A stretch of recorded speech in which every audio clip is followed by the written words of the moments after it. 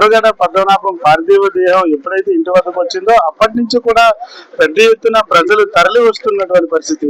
పూర్తిగా కూడా ఒక్క తూర్పుగోదావరి జిల్లాకే కాకుండా రాష్ట్ర వ్యాప్తంగా కూడా ప్రజలు తరలి వస్తున్నటువంటి సిచ్యువేషన్ అయితే చూడొచ్చు. పూర్తిగా కూడా జనసంద్రంగా మారినటువంటి పరిస్థితి. మరీ ముఖ్యంగా ముద్రగడ పద్మనాభంతో పాటుగా కొంతమంది విశాఖ నుంచి వచ్చిన నేతలు కూడా ఉన్నారు. చెప్పండి సార్, ఈ ఏదైతే ఆయన కోల్పోవడాన్ని జీర్ణించుకోగలుగుతుందా? ఇది ఈ రోజు చాలా బాధాకరమైన విషయం అండి. ముద్రగడ పద్మనాభం ఈ గడ్డ అంటే ఒక ఉద్యమాల గడ్డ. ఈ గడ్డ నుంచే కాపు ఉద్యమం బయలుదేరింది. ఈ కాపు ఉద్యమం ఏదైతే చేశారో కాపుల గురించి బీసీలో చర్చల ఉద్దేశంతో అతను అవిరామం కృషి చేశారు. రెండు రాష్ట్రాలు కాపు నేతలందరినీ కలిసి ఒక తాటి మీద తీసుకొచ్చి ఒక జీవోను సృష్టించి అదే విధంగా మరి ఆ జీవో ఏదైతే ఉందో అది అమలు చేయకుండా గత ప్రభుత్వాలన్నీ కూడా అడ్డతగిలాయి. మరి అటువంటి నాయకుడిని ఈ రోజు మా కాపు జాతిలో ఇటువంటి నాయకుడు ఎప్పుడు కూడా పుట్టుండడు, ఇతను నుంచి పుట్టుడు. ఇదేంటంటే అతను ఒక నిబద్ధత గల వ్యక్తి. అతను నిజంగా ఏ ప్రలోభాలకి లొంగకుండా కుటుంబం అంతా రోడ్డు కొట్టినా సరే, పోలీసులు అడ్డదగిలినా సరే, ఎక్కడా కూడా చెక్ చెదరకుండా వాళ్ళ వెనక కాపు నాయకులు కానీ కాపు ప్రజలందరూ కూడా వెనక ఈ రోజు వరకు ఉన్నాం.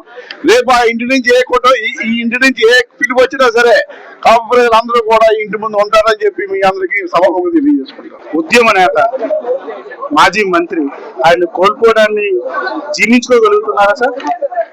ఇది మొత్తం యావత్ కాపు జాతికి చాలా బాధాకరమైన దినం.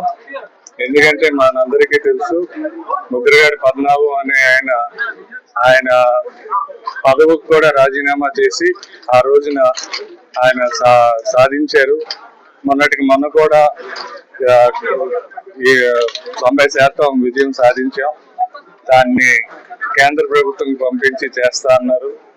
కాబట్టి కాపులు ప్రయోజనం కోసం ఎల్లప్పుడూ చేసి ఈరోజు ఆయన ఆమరణ నిరాహార దీక్ష కానీ అప్పుడు హాస్పిటల్లో ఆయన పడ్డ ఇబ్బందుల వల్లే ఈరోజు ఆయనకు ఆ కిడ్నీ ప్రాబ్లం వచ్చి మరి మనిషి మనతో లేరు. కానీ ఇది తీరని లోటు యావత్ జాతికి. ఒక నీతి నిజాయితీతో బతికిన వ్యక్తి ముద్రగడ పద్మనాభం గారు. అలాంటి వ్యక్తిని మళ్ళీ మనం చూడలేము.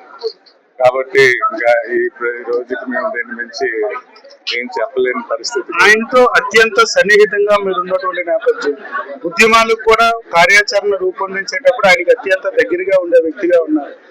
ఎప్పుడు ఉద్యమం జరిగినా ముందెళ్ళేటటువంటి వ్యక్తి. అటువంటి వ్యక్తి కోల్పోవడం నిజంగా ఒక సామాజిక వర్గానికి తీరని లోటుగానే చెప్పొచ్చు కదా. అటువంటిది ఆయన భర్తీ చేసే అవకాశం కూడా లేనటువంటి పరిస్థితి. అనేక మంది తరలి వస్తున్నటువంటి సిచ్యువేషన్. మరొక వైపు ప్రభుత్వ లాంఛనాలతో ఏదైతే కార్యక్రమం నిర్వహించాలనుకుంటుందంటూ కూడా తెలుస్తా ఉంది. దానికి సంబంధించి కుటుంబీకులు ఏమైనా అంగీకరించే అవకాశం ఏమైనా ఉండబోతా ఉందా సార్? అంటే ఆ రోజు పోలీసులు నిర్వహించిన పద్ధతికి ఈ రోజు మొత్తం యావత్ కుటుంబం బాధగా ఉంది. మరి ఆ రోజు అంత అవమానించిన వాళ్ళు ఈ రోజు గౌరవం ఇస్తారంటే అది వినటానికే కొంచెం ఇబ్బందిగా ఉంది అందరికి. కాబట్టి దాన్ని తిరస్కరిస్తూ జరుగుతుంది. ఎందుకంటే ఆ రోజు కుటుంబ సభ్యుల మీద మేము పోరాట యోధులు, మా పోరాటం చేసే వ్యక్తులు, మా మీద ఏమైనా చేస్తుంటే మేము అంత బాధపడే వాళ్ళం కాదు. ముద్రగడ పద్మనాభం గారి మీద చర్య తీసుకున్నా సరే మేము బాధపడే వాళ్ళం కాదు. కుటుంబం జోలికి ఆ రోజు వెళ్తాం అనేది చాలా బాధాకరం. మరి ఈ రోజు వాళ్ళందరూ కూడా మరి గౌరవిస్తామంటే అది ఆ రోజు మరి ఎందుకు గౌరవించలేకపోయారు కుటుంబ సభ్యుల్ని? మరి ఆయన మీరు ఇవాళ చెప్తున్నారు ఇది కాపు అంటే నేను ఫలానా కులం అని చెప్పుకుంటానికి భయపడే రోజులు రాజకీయ నాయకులు. ఆ కులానికి వచ్చిన ఇబ్బంది, ఆయన పుట్టిన కులానికి ఇబ్బంది వచ్చిందిగా చేశారు. కానీ ఈరోజు బీసీ సామాజిక వర్గాల నుంచి అనేక మంది ఈ నాయకులు ఇవాళ ఆయన తయారు చేసిన వ్యక్తులు.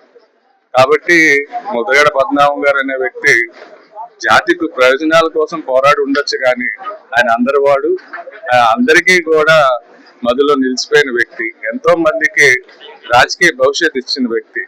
ఈ రోజు మనం చూస్తున్న రాజకీయాలు ఈ ఎంతసేపు వాళ్ళ స్వలాభం, వాళ్ళ ప్రయోజనాల కోసం చేస్తున్న రాజకీయాలు. కానీ ఈయన ఎంతో మందికి ఒక అర్హులైన వ్యక్తులకి ఈయన మంచి రాజకీయ భవిష్యత్తు కూడా కలిగించిన వ్యక్తి.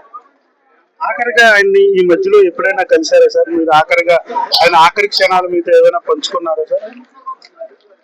ఇటీవలే ఆయనకి సుస్థి జరిగినప్పుడు హైదరాబాద్కి వెళ్ళక ముందే కలిశాను. కలిస్తే రాజు గారు కొంచెం ఎండలు తగ్గినాక మీరు వారానికి ఒకసారి రావాలి సార్, మీతో మాట్లాడితే కొంచెం నాకు డీవియేషన్ లాగా ఉంటది. ఎందుకంటే నిరంతరం ప్రజల్లో తిరిగిన వ్యక్తి ఒకసారి ఇంటికి కట్టడించగానే కొంచెం ఆయన ఇబ్బంది పడ్డారు. సో మాతో ఉన్న సన్నిహితాంతో ఆయన మాతో కొంచెం సమయం గడపాలని, అలాంటిది ఆ చివరి రోజుల్లో ఐసీయూలో ఉండిపోవటం వల్ల సరిగ్గా మాట్లాడటం కూడా జరగలేదు. హైదరాబాద్కి వెళ్లే ముందే బాగోలేదని కౌరు పెడితే నేను వస్తాం జరిగింది. మరి అలా నిరంతరం ప్రజల్లో తిరిగే వ్యక్తి ఒకసారి ఇంట్లో కూర్చోవాలన్నా మరి బాధ. అలాగే పాత విషయాలు మాట్లాడుకున్నాం. ఆకస్మిక మరణం కాపు ఉద్యమ నేతగా కాపు సంఘానికే కాకుండా బీసీ వర్గాలకి, అంటే ఈ కులానికంటూ కాకుండా కులం పేరు లేకుండానే అన్ని కులాలని హక్కులు చేర్చుకునేటటువంటి వ్యక్తిగా తనకంటూ ఒక పేరున్నటువంటి నేత. మరీ ముఖ్యంగా తూర్పుగోదావరి జిల్లాతో పాటుగా రాష్ట్ర వ్యాప్తంగా కూడా తనకంటూ ఒక చరిస్మాగా ఉన్న నేతగా ముద్ర వేసుకున్నటువంటి ముద్రగడ పద్మనాభం ఇక లేరు అనేటటువంటి మాటని స్థానికులు ఎవరు కూడా జీర్ణించుకోలేనటువంటి పరిస్థితుల్లో ఉన్నటువంటి నేపథ్యం.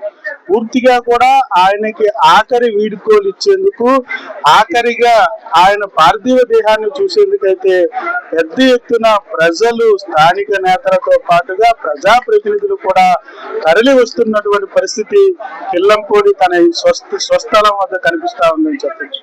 కెమెరా పర్సన్ నారాయణతో భరత్, వేద టీవీ, కిర్లంపూడి నుంచి.